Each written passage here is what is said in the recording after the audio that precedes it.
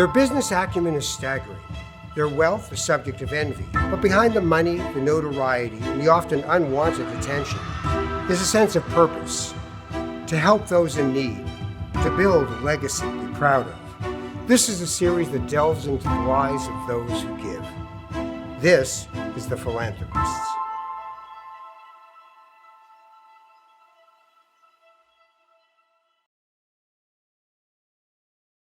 Hi everybody, I'm Ralph Benmergui. Welcome to The Philanthropists.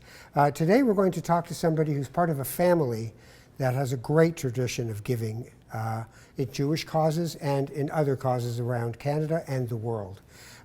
Naomi Azrieli is my guest. You know, it's an interesting thing, giving, just that idea of giving. And everybody comes at it in a different way. When I say giving to you, what does it mean to you?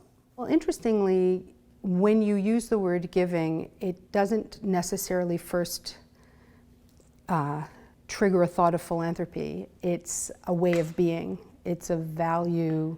It's a way of living your life. It's the way I am with my kids or my friends, or I aspire to be.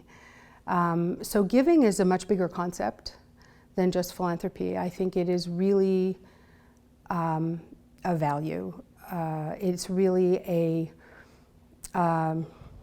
way in which you can organize yourself around the things you want to do in your life. There are many things people do for themselves, there are many things they do for others, but all of those things can actually be done in a giving way, and in a way that is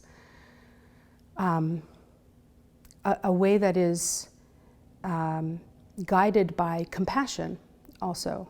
My father was an exceptionally curious man, something many people don't know about him. He used to like to talk to people. My father would stay in taxi cabs to talk to the drivers. You know, he often said in his buildings he knew as much about, you know, the maintenance person as he did about his, you know, CEO or chief of marketing. And I think that curiosity about other people and that wanting to know you, to hear you, is a type of giving. If you want to give in a way that's meaningful, you really need to know who's on the other side. It's not just the cause. My father said, you have to give with your heart and in a way that you know it's going to make a difference. That it's not about money only. You do a lot of giving when it comes to the matters of the brain.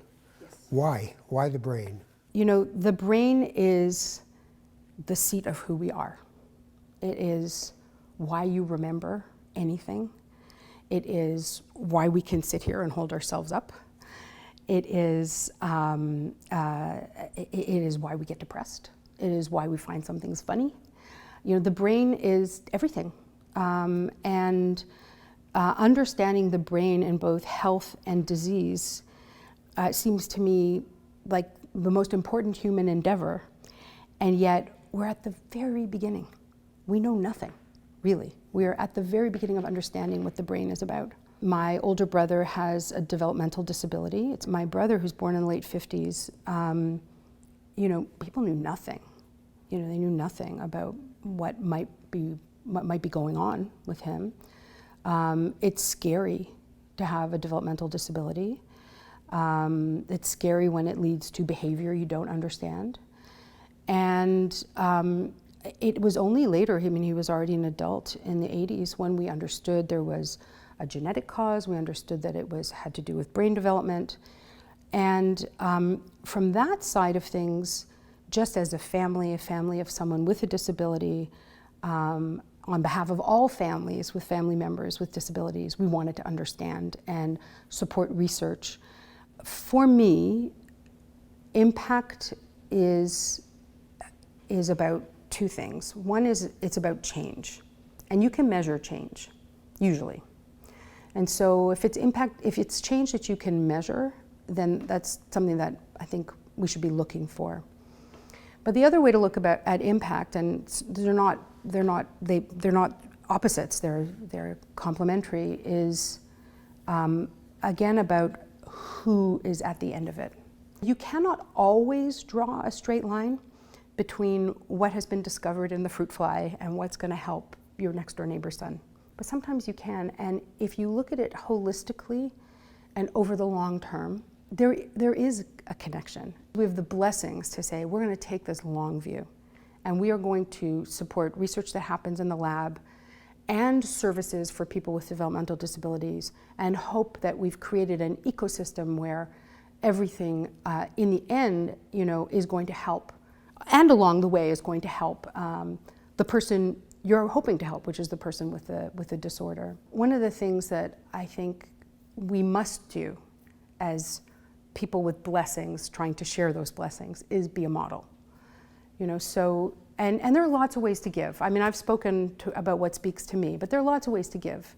And, if what someone wants to do is support their local museum because it speaks to them, and that's really where they want to put their time, their energy, their money, I'm hugely supportive of that. So again, it comes down to how it speaks to the person.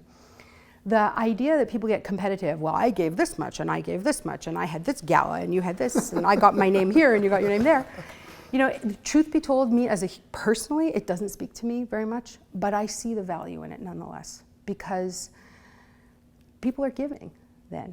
I would say that when you hear of something you want to do and you're really, you go, oh yes, that's how you know.